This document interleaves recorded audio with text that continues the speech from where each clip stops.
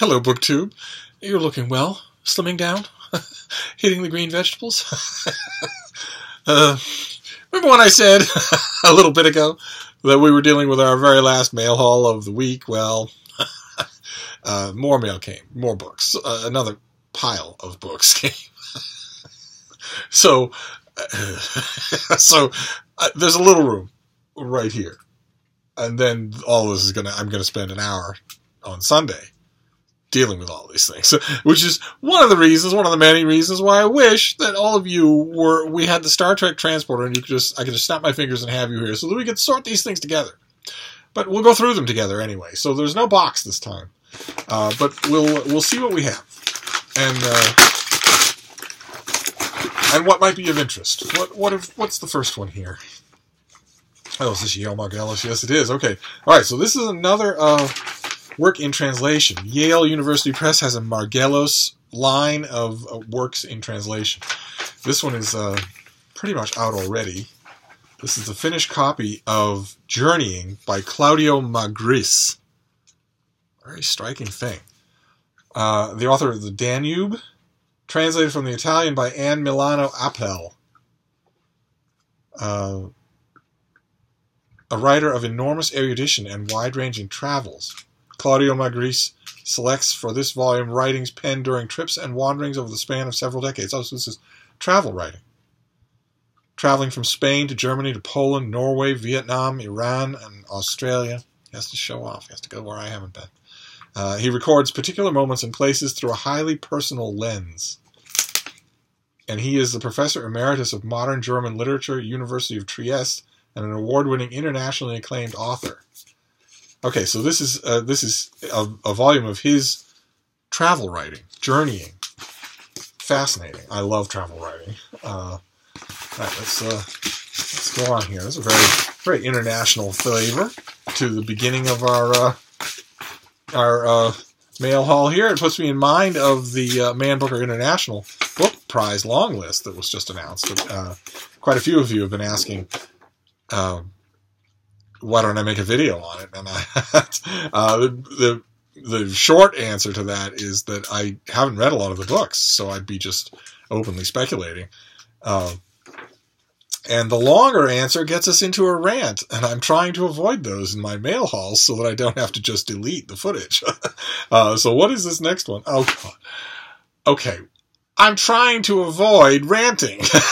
And this next one is called Speak Freely, Why Universities Must Defend Free Speech. Which is not going to be conducive to avoiding rants, I guarantee. So this comes out in early April. Free speech is under attack at colleges and universities today, with critics on and off campus challenging the value of open inquiry and freewheeling intellectual debate. Too often speakers are shouted down, professors are threatened, and classes are disrupted. In Speak Freely, Keith Whittington argues that universities must protect and encourage free speech because vigorous speech is the lifeblood of the university. Also the lifeblood of a society. Here, I should be showing this. Sorry.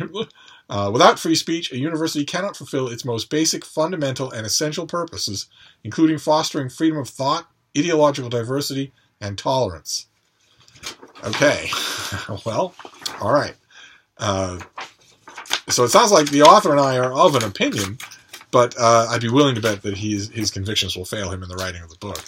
Let's see. He is the William Nelson Cromwell Professor of Politics at Princeton University and the leading authority on American constitutional theory and law. Okay. All right, well, I have some time, but it's a finished copy, so I should get to it right away. It's an explosive subject, and of course, the saying that free speech is threatened on college campuses in America is putting it mildly. That's a huge understatement. You can be arrested for using a made-up pronoun. Someone walks up to you and says, I want you to refer to me as them, even though I am obviously a singular human being. If you say, well, okay, great, but this is English graduate school. We're all about language here. I'm obviously not going to do that. So I'm going to refer to you by a singular pronoun. You can be arrested for that. in a lot of universities in America, you can be arrested for that. That's hate speech. So free speech is, I'm not going to rant, but free speech is a hugely, this one is open. Sorry. Oh, well, at least it got to me. That I'd be interested to get straight to the front of the line with that book. Oh, okay, great. All right, this is the finished copy. This comes out in March. Yes, late March. Something that we've seen before. This is by Asa Doron and Robin Jeffrey. This is Waste of a Nation, Garbage and Growth in India. Look at that cover, huh? All about India's garbage problem, basically, which those of you who live in India will know firsthand. I lived in India for a long time, and it's extremely noticeable. It's extremely noticeable. It's something that should be dealt with. But India is, let's see here. In India, you can still find the rag and bone man. He wanders from house to house, buying old newspapers, broken utensils, plastic bottles, anything for which he can get a little cash. This custom persists and recreates itself alongside the new economies and ecologies of consumer capitalism. Waste of a Nation offers an anthropological and historical account of India's complex relationship with garbage. And it's, as you can, I don't know, if you've just done the tourist thing in India, then you might not have seen it. But India's relationship with garbage is a failing one. And that's an important thing. It seems trivial, but it's not. It's not at all. Imagine what your own neighborhood would look like if garbage were not a priority, if garbage were not dealt with. Anyway, that's the finished copy of the book, and it's a kick in the pants for me because I haven't read the advanced copy, even though I usually gobble up right away any books on my beloved India. Let's see what this next one is. Oh, all right, great. This is also Harvard University Press. This is a finished copy of something we've seen here before. Christian, Politics of a Word in America, One Explosive Word. As this book shows, for many American Christians, concepts like liberty and equality are rooted in the transcendent claims about human nature that Christianity offers. Democracy, equality under the law, and other basic principles of American government are seen as depending on the Christian faith's sustenance and support, even though that is not true. That is not true. Christianity does not support those things in America. America is not a Christian nation. It wasn't meant to be, shouldn't be. Yet despite this presumed consensus, differing Christian beliefs have led to dispute and disagreement about what American society and government should look like. While many white American Protestants associate Christianity with Western Euro-American civilization, individual liberty, and an affirmation of capitalism, other American Christians have long rejected those assumptions. They maintain that Christian principles demand political programs as wide-ranging and as economic communalism, international cooperation, and racial egalitarianism. Okay, great. And Matthew Bowman, did we find out who he was last? Oh God, he's very young. He's an associate professor of history at Henderson State University. Okay, this sounds fascinating, and I don't know. With this and the India book, I have no idea why I haven't got to these things. I have no good excuse for myself.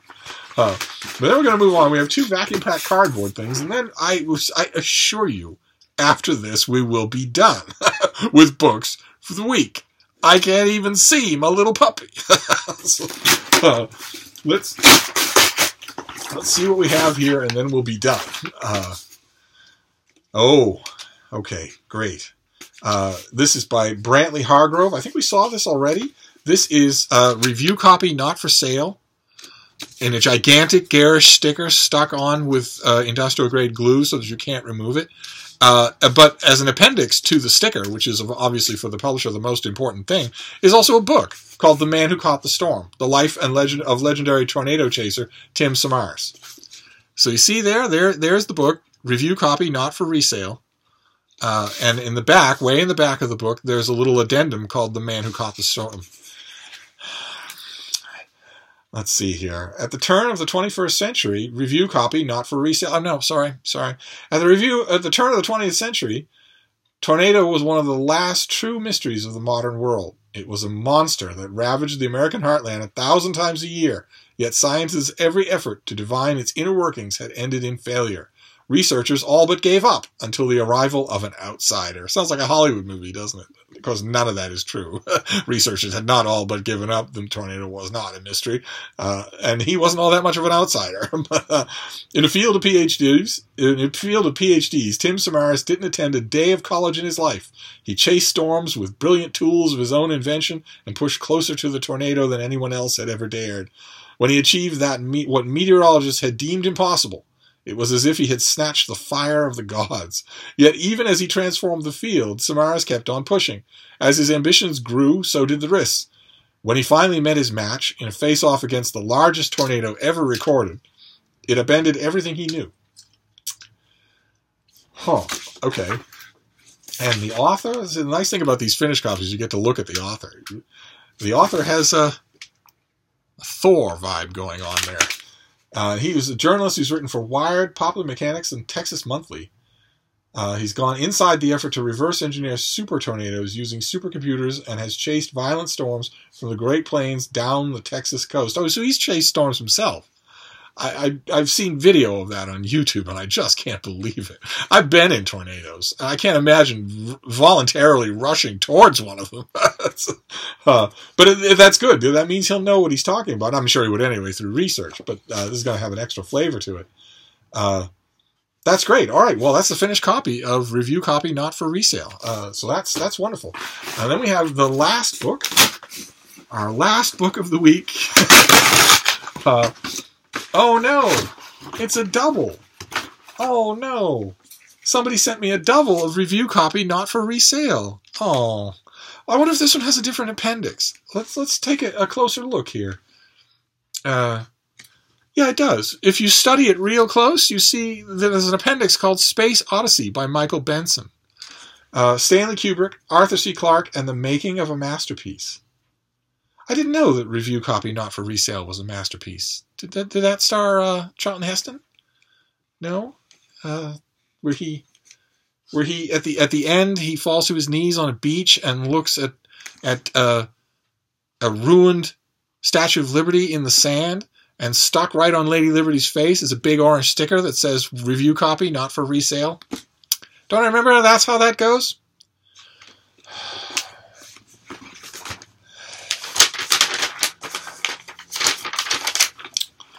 I'll just hold this up so that you can remember you're not to resell this book.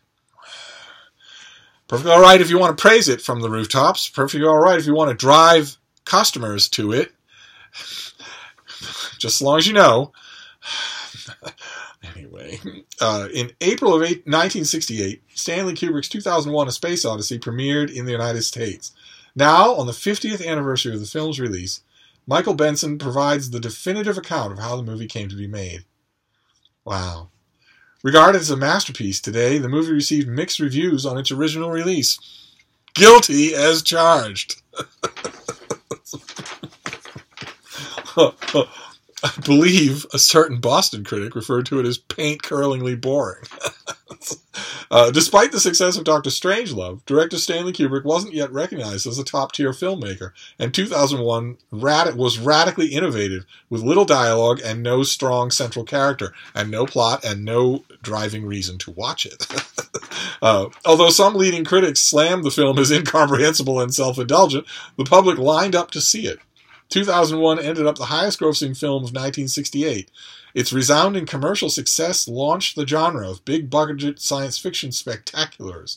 Such directors as George Lucas, Steven Spielberg, Ridley Scott, and James Cameron have all acknowledged its profound influence. Wow. Okay, so this is a movie biography. This is a study of the movie. Review Copy Not for Resale, which Review Copy Not for Resale was the highest-grossing movie of 1968. I was there, and I don't remember that at all. But anyway, that's great. So that is it. That is our mail haul, the last one of the week. So we'll make a pyramid here. We have Review Copy Not for Resale, and then another copy of Review Copy Not for Resale, then Christian by Matthew Bowman. But the tug of war between different kinds of Christians in American society. Then Waste of a Nation, about India's problematic relationship with garbage. Then Speak Freely, about no platforming, and all sorts of thought police on American campuses. And finally, a collection of travel writings by Claudio Magris, or Magri, or however you say his name. And that is it. That is going up there, and that is all the space I have left. So there aren't going to be any more books for this week. So we're going to have to find something else to do tomorrow. Thank you, BookTube.